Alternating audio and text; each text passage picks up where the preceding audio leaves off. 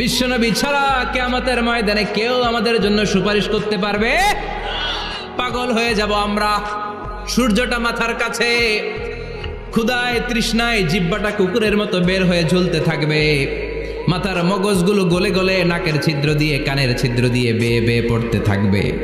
বাবা ছেলের দেখলে দিবে দৌড়, বলবে চিনি না, ইয়া নাফসি আল্লাহ আমারে বাঁচাও, ঠিক কিনা? পীর সাহেব মুরিদ রে বলবে চিনি না, মুরিদ পীর সাহেব রে বলবে চিনি না, ভাই ভাই রে চিনবে না। সব নবী আর সব উম্মতের একটাই জিকির, ইয়া নাফসি ইয়া নাফসি। নবীও জিকির করে ইয়া নাফসি, উম্মতও জিকির করে। সবাই সাইয়েদনা আদম রে ধরবে, সাইয়েদনা আদম বলবে আমি পারবো না। নূহের কাছে যাও, সাইয়েদনা নূহ বলবে পারবো না। ইব্রাহিমের কাছে যাও, সাইয়েদনা ইব্রাহিম বলবে পারবো না।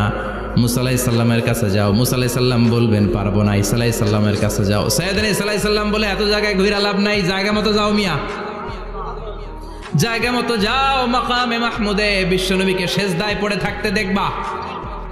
ওই নবী ছাড়া আজকের এই ভয়ঙ্কর আমাদের সবার বিপদের দিন, এই বিপদের দিনে আল্লাহর সামনে দাঁড়িয়ে কথা বলার মতো সাহস আজকে কারো নাই।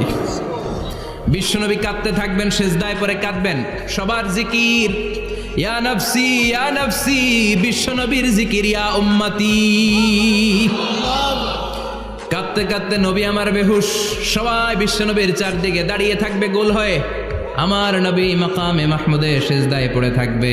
বিশ্বনবীর কান্না দেখে আল্লাহর সহ্য হবে না। আল্লাহ বলবে না নবী ইরফা রাসাক, মাথা উঠান, আর সইতে পারি না। সাল তুতা, এবার চান, কি লাগবে আপনার সব দেব। ওয়াশফা তুশাফা, যার জন্য সুপারিশ করবেন তাকেই জান্নাত দিয়ে দেব।